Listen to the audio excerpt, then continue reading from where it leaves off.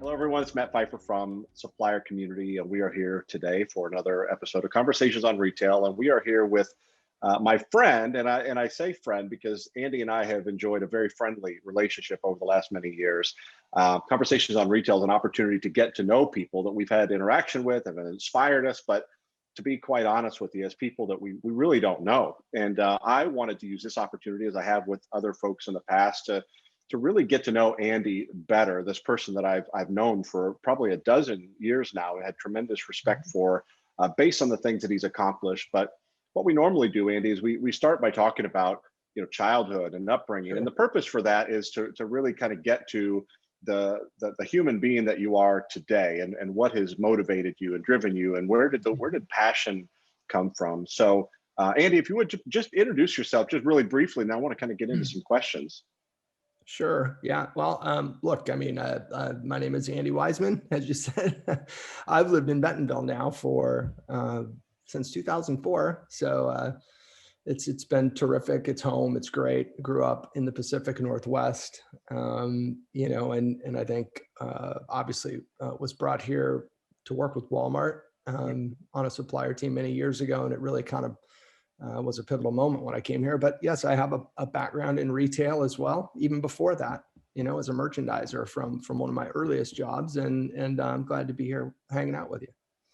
Well, thank you again for making the time to do this. So I want to start by talking about your upbringing. And you grew up in Oregon. Your dad was a pastor. Kind of talk about childhood, and what were some of the early influences? What were some of the things that were important to you as a kid, and what was that early stage of your life like? Yeah, my dad was a pastor in the Pacific Northwest, which made my mom a pastor's wife and me a pastor's kid.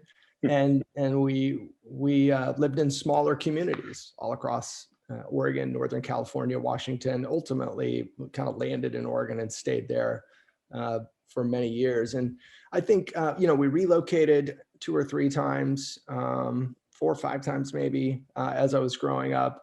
Every 2 or 3 years, it seems like. And, in doing that, there were some difficulties. It was kind of tough, leaving a set of friends and going to a new school and all of that as a young guy. But, I think in a lot of ways, there were positives that came from that. Ultimately, as I grew into adulthood and into my early career, relocating for an opportunity didn't seem so scary. I think dealing with ambiguity in work or whatever situations, having grown up used to change and new scenery and new schools and things like that over the years, I think helped me as well deal with a comfort level related to risk and new opportunity. And so it was good. And my parents, as you might imagine, being very conservative, instilled in me a great work ethic, I think. And that has helped me all throughout my career, whether I was working for somebody else, working for a partner, for myself, or for clients. It's something that's really helped me. I'm very grateful for that. And looking back, as hard as moving around was, and as difficult as the expectations were being a pastor's kid, I think those were good things for me. I know that art and then music were a big part of your childhood. Was that kind of your way of coping with having a new set of friends all the time? Was that your consistency? I'm not sure how the music thing came around. I started listening to, rock and roll, and ultimately punk music, punk rock, and a lot of edgier stuff and speed metal and all the stuff that was on the edge in the 80s, mid to late 80s especially. Developed a real affinity for that kind of music, and it was as I had angst and I was a teenager growing up, I think I identified with the sound and the speed and the energy, and I got into it. I started playing on my own and practicing and learning songs and creating things. And yeah, I found friends that also played music, and that was a very cool period of time in my early 20s, late teens and early 20s. But it's also something you kind of carried ahead. I mean, you're still very a musical person, right? Yeah, I do. I mean, I don't really do it professionally. Yeah. And even back then we did it quote unquote professionally. We would go on tours, typically regional, sometimes national, but they were relatively short-lived. I think the longest was about 5 weeks. We had a record deal with an independent label that was pretty notable in Seattle, and they helped support recordings and touring. I don't have any of that anymore, obviously, but yeah, I still do play the guitar. Have enjoyed kind of just creating as sort of a pastime or a way to create things for myself or others that I love. So I still do. Yeah, I still do create music and record once in a great while and enjoy it a great deal. So childhood, college, where'd you go to college and what'd you study? No college, no study. I mean, You, I went straight into the workforce out of school, and really, music was my career at the time. That I could have been dedicating hours to college. It wasn't a career in terms of paying the bills, but it was my focus for about 10 years, and so that's I learned a lot of lessons through those years. And, I'm sure I learned a lot at work, learned a lot about retail, learned, as a merchandiser at the time, ultimately a junior sales guy and et cetera. But I learned a lot dealing with people through the course of being in the music business as well, how to lead effectively and ineffectively, because I've made my share of leadership mistakes over the years like anybody else. Those were good times, but no college. Of course, it's contrary to what I tell my own kids today, who either have finished college or are in college. I do think an education is important. But for me, it was something that I didn't choose to do. yeah, which is ironic, and this isn't about me, but I'm just the opposite. I went to college and wish I wouldn't have. I wish I would have Yeah. just, I've known since I was 10 years old that I wanted to kind of have this entrepreneurial journey, and it took me until I was 32 to have the courage to Yeah. break away from a great gig at Walmart to begin to enjoy that. So it's Yeah. interesting how everybody kind of has a different perspective based on their own experience. So Yeah. tell me about the position that you had in Oregon that ultimately led you to Northwest Arkansas. How did you come by that position? How did you grow in that position? And how did you end up with this opportunity to relocate? Yeah, I mean, I started my first real job, I would say, outside of working at a Pace membership warehouse, which was ultimately bought by Sam's Club. Right. I didn't know that. How long were you at Pace? I was at Pace 2.5, 3 years. Okay. After working at McDonald's, like every kid does or Right. should. And it went to work for a merchandising company called PIA Merchandising. It was based in California and had a sales or merchandising territory. Really, it wasn't sales initially, and ran around the beautiful state of Oregon doing planogram resets at Rite Aid drugstores, Fred Meyer, and some others, and really began to love merchandising, assorting product, doing resets. And then it sort of evolved into promotions of sorts where I began to sell to independent grocers there on the grocery floor, and cut things in and cut the competitors out, and began to really enjoy that. And then that company provided opportunity for me to move to a great fishing tackle manufacturer called Pure Fishing. Oh, okay. Where I worked for about 6.5 years. My boss at PIA went to work at Pure Fishing.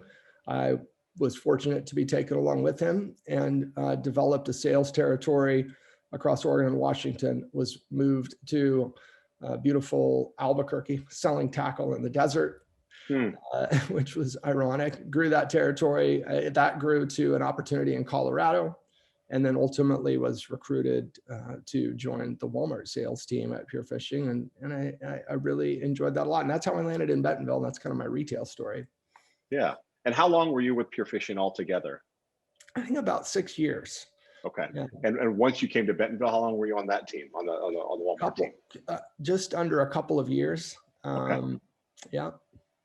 And then the transition from there to MGA, what did that look like? How did you end up in the toy business? I wasn't looking for a job at all. I loved the business that I was running at Pure Fishing. It was on the cusp of a number of launches that we were initiating, and so there was a lot of opportunity to really grow the business there, and it was growing, and it was fun to kind of have a very needy business to manage for a very good company with some very strong brands. But I was approached by MGA as they were growing through this explosive opportunity with Bratz dolls, which in the early 2000s was an enormous success. Right. And they needed some help. And so I was asked to join the sales team, and was given a variety of responsibilities, and I thought that, wow, this is an opportunity to learn a very new category, and to sort of develop my career and skills in a new way. And so I took the opportunity, and it was a great ride. So you said the opportunity came to you. You weren't looking for a different position. Right. How did they find you? How did they know you? Was it a personal relationship with someone, or? Yeah, it was through personal relationship, really. I Okay. mean, it was through the husband of the team lead on the business, who I had struck up a friendship with, and we actually skateboarded together and Okay. enjoyed that, which is another great sport and activity I enjoy to do even now.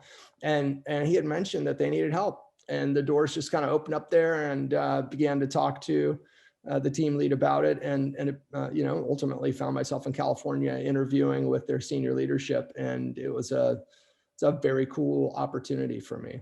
Hmm. And what was that first position that you took with them? What kind of role were you in?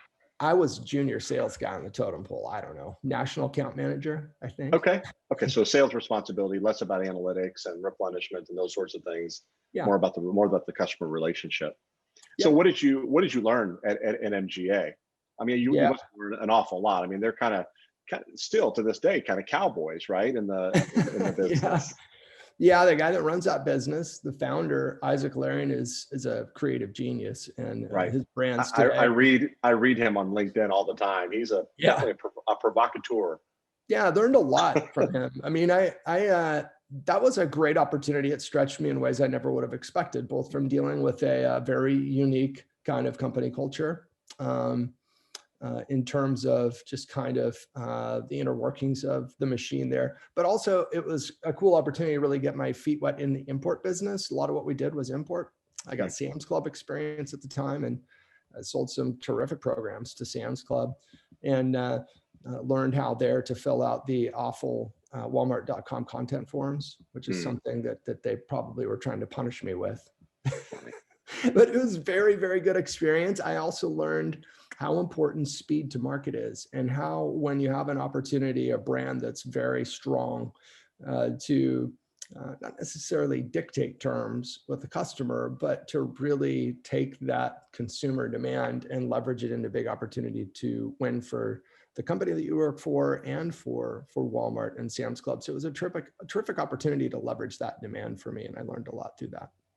Yeah. Any failures that you could point to? Any things that kind of tripped you up in that transition from fishing into toys? And Yeah. I would guess that it would be kind of a very, and I'm guessing completely, but fishing, kind of a more established business, maybe a more relaxed culture, and then you step into this very fast paced, high pressure. It seemed like the founder was constantly picking fights with Mattel. It just seems like it might be a completely different Yeah. culture. Yeah. Yeah, I mean, I think one of the mistakes that I made was getting with the pace of things at first. I wouldn't call it a mistake, but maybe a challenge, because you're right, pure fishing, a stable $250 million business at the time, year over year globally, a very a stoic business run very much like a standard CPG group, and a bunch of smart, experienced people were running that business. It was domestically supplied to Walmart. It was a well-oiled machine, and if you were throwing down a 5 or 10% growth, you were a hero. In the toy business, it's very, very different. And at that time at MGA, things were exploding. The business was well over $500 million, as I recall, globally. And how Yeah. long did it take to get there? How old was the company at that point? How old was MGA or Pure Fishing? MGA. I really don't know. I mean, Isaac started out as Micro Games of America, I believe, in the Okay. very late 80s or early 90s. Okay. So the business had been around for quite a while, and this was Okay. Isaac's first explosive hit. But Mhm. he had been around for a while in the toy Okay. business, and had some success with handheld games and other things. Okay. Interesting. So the culture was obviously very different. How long Yeah. were you there, and how did your roles and responsibility change over that period of time? I was there for just shy of 2 years. Okay. And roles and responsibilities didn't change a lot, but the product line sure did. So, as we received other opportunities with other licenses, whether it was Shrek or Little Tykes ultimately, which we bought at the time, there were a lot of new opportunities thrown my way all the time. to take and run with. And so that was an exciting challenge. It's always something new. It wasn't an annual sales meeting at Pure Fishing, for example. We'd have an annual meeting and we'd look at new items, and we'd go out and we'd get the business once a year and maybe look for some feature business. This business was always running, always changing. How big a team did you have at the time, roughly? I think there were 5 or 6 of us on the business in Bentonville, maybe 4 or 5 in Bentonville and 2 or 3 in Van Nuys that were supporting Walmart directly. Okay. Relatively small team considering the size and the trajectory. Correct. Yeah. It was awesome. Yeah. No, that's great. So after those 2 years, did the next opportunity come looking for you, or were you ready to do something different? Yeah, I had an opportunity to go to work for a young company called Sepia, which was developed and built by another very iconic guy named Russell Hornsby, who is another genius in his own right, very creative, a guy who's developed his own hit product lines over the years multiple times, ultimately developed Trendmaster, which was the company that was the predecessor for Sepia, into about a $250 million company that he sold to Jack Pacific. So I joined their team, and that was, I think, early 2007, and with responsibilities on Walmart and Sam's Club, and that grew and developed over time. And how big was that company compared to what you had left at MGA? Yeah, well, the business at Sepia was very small. It was, I think we were about a $25 million business at the time. Okay. And at retail, maybe 50 million globally. And what had motivated your desire to make the change? Well, I wish I could say it was my desire to change. The company bought Little Tikes, MGA did, and in that buyout, had inherited a bunch of senior salespeople that had a lot more experience and tenure than I did, and they were, brought into the Walmart team, and so my position was eliminated. I was very, very fortunate though, because Sepia called me, and I ended up being, my last day of the job at MGA was 12/31. And my first day was January 1st at Sepia. The transition was very smooth and quite remarkable. And it was a very neat opportunity. And how long were you at Sepia? I was there for a little over 3 years. And that was an incredible ride. Yeah, similar roles and responsibilities, couple of great products, right? Well, it started out similar. Yeah, I was managing the Walmart business, Walmart and Sam's, and was given Toys R Us as well. So I began to travel out to Wayne, New Jersey, and call on them, which was a very cool expansion of my responsibilities. A customer that was just very, very fun to call on at the time. And they were hungry for business. And so it was exciting to have that new responsibility. And then after about 1.5 years, I was promoted to GM and relocated to St. Louis and worked at the corporate headquarters, reporting to the CEO. And that was an unbelievable experience in many ways. And we launched the famous Zuzu Pets brand, it ultimately became a $2 billion retail brand in just 3 short years. And so that was crazy. And it was a brand we could not get anybody to believe in. Toys R Us was going to buy about 3,000 or 4,000 pieces. Walmart was buying a very small amount in a tiny store count. We tested it. It blew up, and it became just an enormous success very quickly. So did you find yourself falling in love with the toy category the more you were there, or was it you just happened to be in it? Yeah, and I asked that because I'm curious about when you began to daydream about breaking away and starting your own business in the toy category.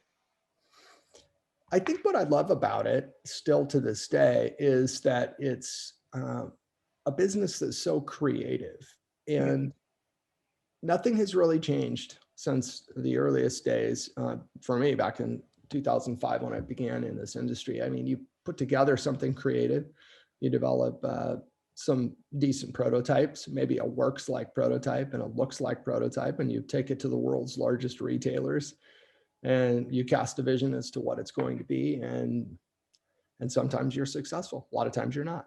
And I think that fast-paced kind of create, present drive kind of process is very exciting. It's a lot of fun. And I began, I guess, to think about doing that after, watching the success of Isaac with Bratz, learning from Russell so much about how to develop and launch product. And I began to kind of hunger to do that on my own. I've always had an entrepreneurial bug and always wanted to sort of chart my own course, and develop and launch my own product. In fact, and that goes back to my days at Pure Fishing when I would work with our marketing people to develop and introduce concepts that we had sketched out on paper in Bentonville. And so love that part of the toy business.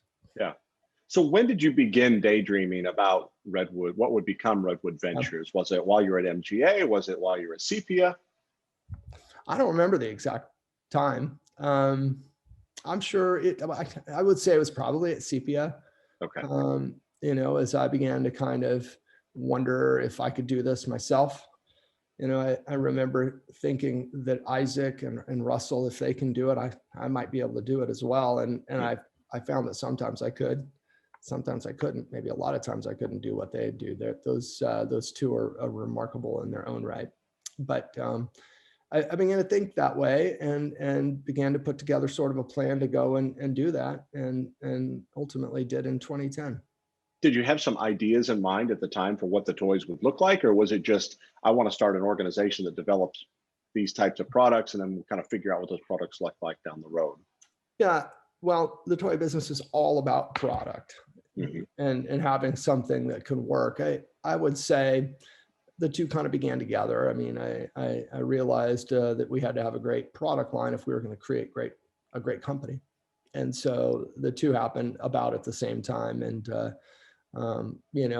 you've got to have the bread and butter, and that's amazing product as you're developing a business plan. And so our earliest business plans included plans to launch and develop a very specific toy line when we started, but that was always viewed as just an initial opportunity, an initial brand launch, and really the goal was always to have multiple brands on shelf at any given time, and continuously develop both strategically and opportunistically new opportunities, new brands. Yeah. So I told you I've known since I was 10 years old that I wanted to start and run businesses, and it took me until I was 32 to figure out what that business would look like. But I worked for Walmart at the time. I had just completed an expat assignment in Japan, and Walmart was a company that I think this is still true. There was just no tolerance whatsoever for any sort of side hustle. So I was very open about my intention to do something. Long story endless. I ended up going to work for another company for a year while I was working on my side hustle evenings and weekends and early mornings. And after that full year, I went into it full time. So I'm curious, with that in mind, what did your transition from full-time employee to full-time entrepreneur look like? Was it evenings and weekends and doodling and talking to investors and building a team and partners abroad? And what did it look like?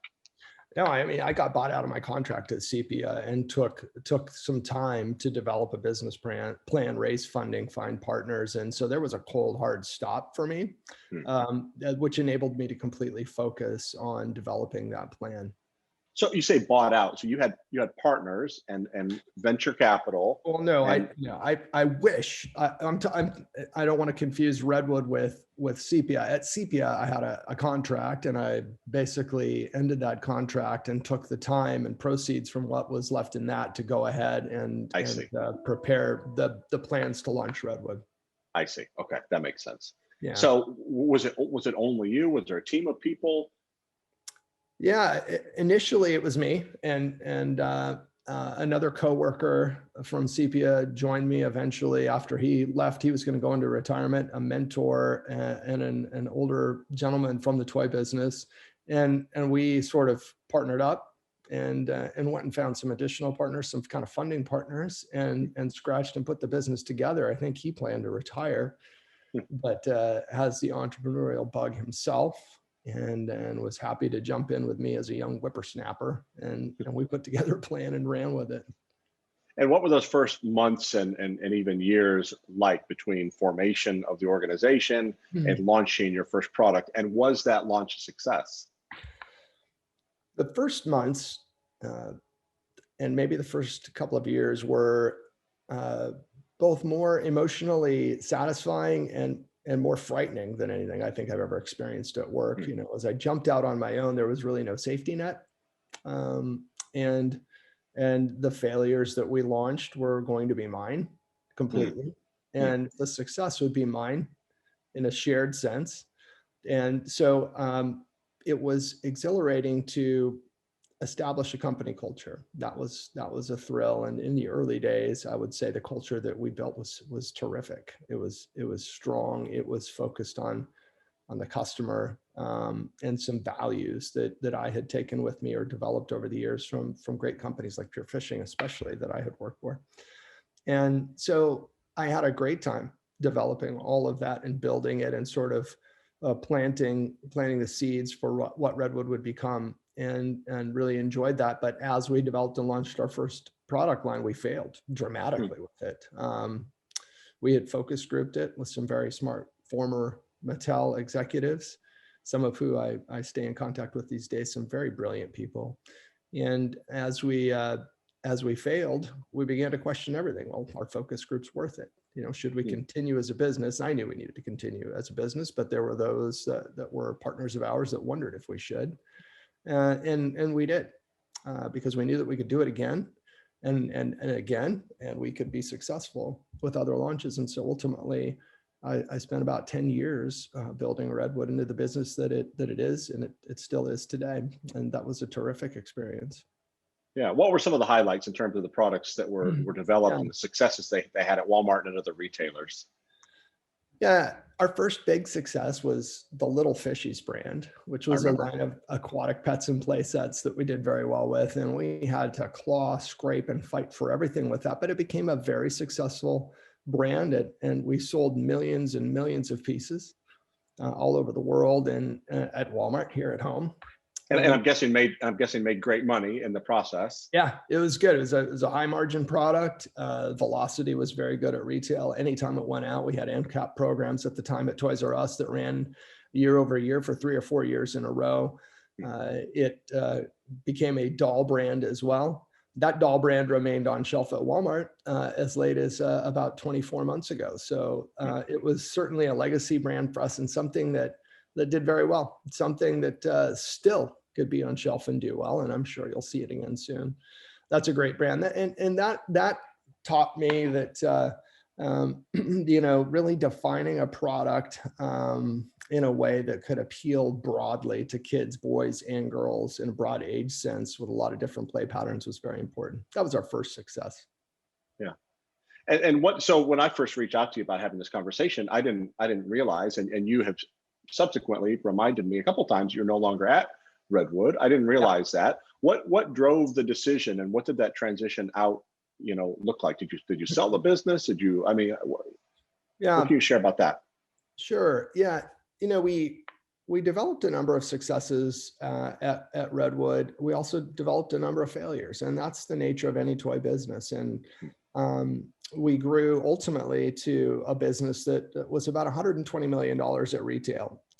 And we were completely virtual. So I had partners in Hong Kong, a partner in Minnesota. There was me. I ran the business from here in Bentonville. And we had a team of designers and creatives and engineers across the country. And, you know, as we grew and experienced some of the success that the I Do 3D drawing brand brought us, and ultimately Smushy Mushy, which was our biggest brand, we needed to grow to the next level, to go from being a up and coming small toy company to a stable mid-sized company.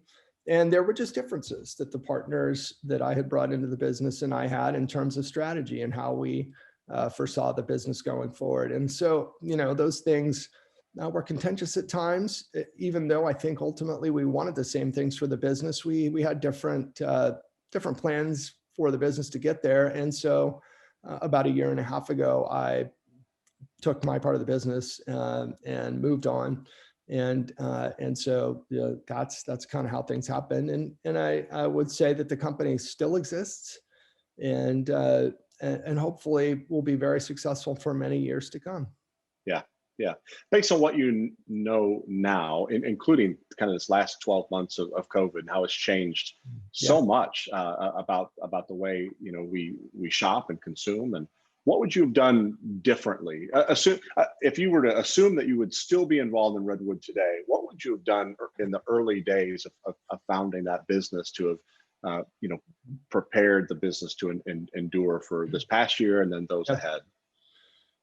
Yeah, I think I would have invested more in people earlier on. We did $120 million at our peak with 13 people. Wow. And that it's a remarkable accomplishment. Although when I compare those numbers with what we did at Sepia, we had 15 people when Zuzu Pets was on fire. And so you can do a lot if you're focused and you have a very hot product line. I should have earlier in the business, though, established a more foundational creative team, one that can handle kind of the ups and downs of the business, but mostly keep that pipeline even more full than it was. I wish we had invested more in creativity and in creative people. Yeah. Any other regrets? I mean, again, I have never known you particularly well, but there have been multiple times that I've engaged you, say, hey, do you want to do this? You want to do this? And it felt like it was a very intense, often period of your life, and time was just, I mean, I don't want to call it pressure. Maybe you want to call it pressure, but was it a period of a season of intense pressure trying to manage this rapidly growing business that had hits and failures and only 13 people? It was. I mean, because even before we had those 13 people, there were the years where it was just my partner here in the US and I, and contractors and sales reps around the country. So I was on the road a lot, on the phone with Hong Kong and China late at night, many times. And any regrets, I would say, yes, I have some. And primarily it's that I let, in many ways, that business become, kind of the end all for me. I had to spend so much time on it that for those around me that I loved, I didn't have enough time or energy at times. And I think it's a common struggle that we all have, especially as entrepreneurs, and one that I wish I had reined in a little bit earlier, but the business required that in order to grow. So, in one sense, I had to be there, I had to do it. But if I could go back and do it differently, I probably would have found a way to manage that in a better way. Yeah, it was all encompassing. And the failures were really tough to manage through, driving the business forward when we were struggling. And then, when you're very successful as well, like we were with I Do 3D and Smushy Mushy, that brings its own unique pressures to the business and to your personal life, and managing through all of that. So people say there are good problems, and I don't really agree with that. You'll hear, wow, that's a good problem to have. And I don't really believe that's the case, but your perspective on those problems and how you manage through and your balance as you go through it is very important. Yeah. It's interesting to think about, my 16 years as an entrepreneur, what you just said a second ago about, I mean, it seems as though maybe the best years on paper were some of the hardest years to get through. And sometimes the tougher years on paper were a little easier to endure. Talk about the transition from Redwood now into Lean In Bentonville. Talk about that organization and your team and what you all do. Yeah. Well, when I left Redwood, I had puzzled for a while about what to do next. Do I begin a new business from scratch, creating toys and other consumer products with the network of connections that I have around the world in manufacturing and distribution and et cetera, or do I take a different direction? And I began to talk with the founder of Lean In, who is Heather Ronquetto, and she's been a very successful business person herself over a number of years, a buyer at Walmart for about a decade. She ran a $5 billion P&L when she left there. And then after that, a very, very successful consultant who helps companies develop and manage businesses at Walmart and Sam's. And I began to think about what it would be to work with her, and joined her some months back, a little bit more than some months back, and have really enjoyed it, because it's been a transition where it's been very natural, but it's also been an opportunity for me to take the experience that I have, Yeah. successes, failures alike, and to sort of work as a guide for other businesses that are either looking to open doors at Walmart or have a business at Walmart that they want to grow. And I've enjoyed that. It's a real joy to be working with people who are hungry to grow, and to Yeah. have a meaningful way to apply what I've learned through the course of my career, and in helping people achieve that. Yeah. I was having a conversation with Nathan Spang just the other day from Retail Sports Marketing. We're talking about kind of the future of retailtainment, and it doesn't matter what we were talking about, but I was just talking about how the older I get, the more honest I become, and Yeah. the less worried about what other people might think of that honesty. Mhm. And it's been fun kind of becoming the wise old men, right? And so I imagine you're having a lot of fun in that new role. What kinds of businesses, in terms of size, stage, category, are you working with? Well, first, I wouldn't necessarily call myself wise, but I would call myself old, and I definitely feel older every day. But we're managing businesses that really are widely varied. There are businesses in all sorts of different spaces, whether it's novelty candy or toy. We've got obviously a core group of terrific toy brands that we're working with.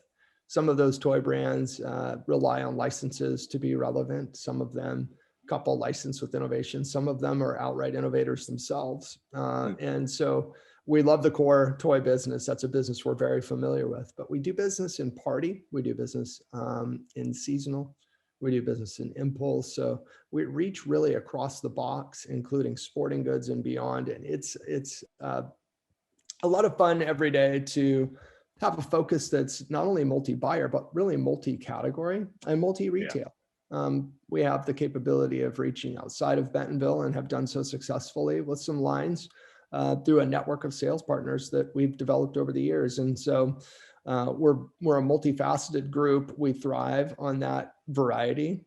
And we enjoy mostly the opportunity, I think, to partner with clients in a very strategic sense that want to get together early on before a brand or product is launched, and discuss the line in its earliest formative state, so that we can, add our feedback as a team, because we've seen a lot of product over the years, a lot of failures, a lot of successes. And so, the businesses that we work with are incredibly varied. The ones that we enjoy the most and are most effective with are the ones that invite us in early on and really bring us in as collaborative partners.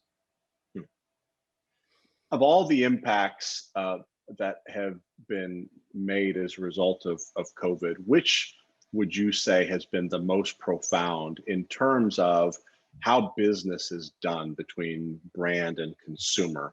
I mean, obviously considering the retailer as an intermediary, but what has had the most profound impact, and the will continue to have the most lasting change on the way business is done?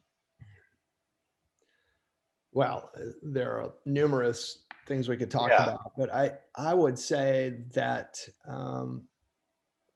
as it relates to Walmart specifically, we'll just focus on them for a moment. Yeah.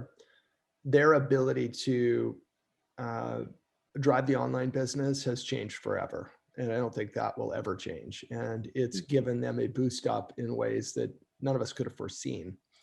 And their grocery delivery and pickup today opportunities are something that people take advantage of now that they never took advantage of before.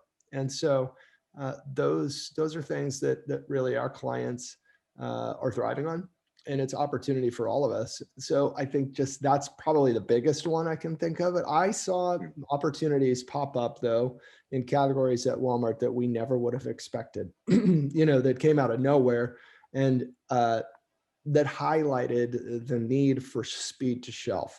And that's more important than ever. I think that it was a wake-up call to a lot of companies that when opportunity arises, we have limited time sometimes to react. and to exploit that opportunity, both as retailers and as makers. And it really kind of brought the fast to the forefront with a number of opportunities for us as well. Yeah. Hmm. I was going to ask you earlier about speed uh, and I'm not exactly sure how I'd want to ask the question, but just this idea of is speed to market more of a thing, or is there kind of this cautious sort of optimism that's being built in? I was having a conversation with a couple different people, Scott Huff and some others that have been in the business and forgotten more about it than I'll ever know. And I was kind of sharing some views about how I think things are going to look going forward. And no, you're completely wrong. And I was kind of had this bearish view with respect to in-store promotional activity and that sort of thing. And just what you said about speed to market, I think is key. So Yeah. the last thing I want to talk about is, just talk a little bit about, about who you are as a human being beyond, what you have done for the last number of years working with in the toy business and the sporting goods business as an entrepreneur, and now advising supplier teams of various size, stage, and categories we mentioned before. Who are you? What do you want to be? What do you want to be known for and remembered by? Yeah, that's a tough question. First of all, I don't know how interesting this really is to anybody, the question, because I consider myself to be sort of rather unremarkable in a lot of ways, but I want to be remembered as a guy who, from a career standpoint, was effective and good to work with, and somebody who brought added value to whatever business that I was on at the time in a way that was lasting. And I want people to remember that I was a lot of fun to work with, because, we spend most of our waking hours at work. We've got to enjoy that, but we have to provide a return on investment as well. So I want to be known as that guy that drove results, but that had a lot of fun along the way. And I've built good relationships with people that I've worked with and for over the years that persist to that day, to today. And I want to be able to maintain that kind of reputation. And more importantly, though, I think by family, I think we want to be remembered, all of us, as good fathers and as people who really kind of put the kids and family first. And that's a real hard one to do, but that's much more important to what we're remembered for, related to than we are to our career. Yeah. What advice would you give someone at the beginning of their career? And I'm tempted to say at the beginning of their entrepreneurial journey, but so few people will ever have that experience that I think it would be a question wasted. As you think back to the beginning of your career, with your first real job at Pure Fishing, what advice would you give to someone at the beginning of a career that would look somewhat like yours did at the beginning? Yeah, that's tough. I mean, I think we a lot of times get wrapped up in career planning, kids coming out of school and getting their first real job, locking in with a corporation and thinking about how's my career going to go, or what's my path, or even as an entrepreneur, we think, what's next? And there's this term serial entrepreneur, which is grossly misused by a lot of people. And so I think we've romanticized a lot of entrepreneurs. And I think what you got to realize is you're going to fail a ton, and you got to be willing to do that first of all. But probably the single most important thing that I would say contributed to my success, and that I think could contribute to any young person's success starting out, is to really take on any business that they're working on as if it was their own business. And so whether you're working for Walmart or Casey's, whatever, it doesn't matter. I mean, you're there, pretend that you own that business, because as you work that way, you'll be rewarded for it.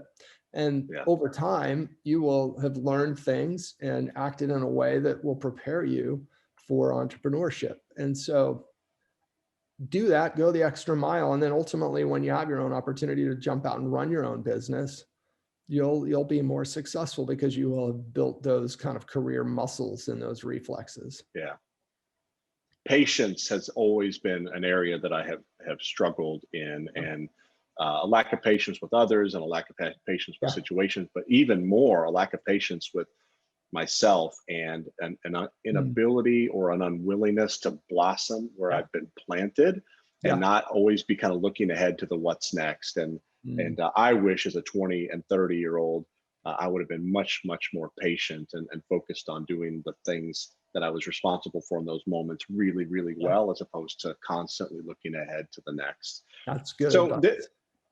little bit of a tough question, maybe, but I love this question. What have you yet to accomplish in any aspect of your life that Mm, motivates you to keep playing the game hard? It could be in your personal life, yeah. in your walk, in terms of your faith. It could be in your professional life, or some sort of entrepreneurial something that nags at you, that you just Mhm. know you need to do it. I don't know that I can give you a tangible answer to that in terms of I've got to get this done and put a stake in the ground. But one Yeah. thing that I think I carry with me from what my parents taught me and some of the early uh, rewarding experiences I had in the band and the career is that I need to strive to improve all the time, and the desire to grow and do more today than I was able to do yesterday. I always have with me, and so if I lose that, I'll definitely have a problem, and I'll definitely be able to answer your question. Well, I want to get that back, but that's my answer to the question. Just that desire in itself, and this might sound a little bit vague, but this desire to continue to improve is something that I've got to hold on to and continue to execute against.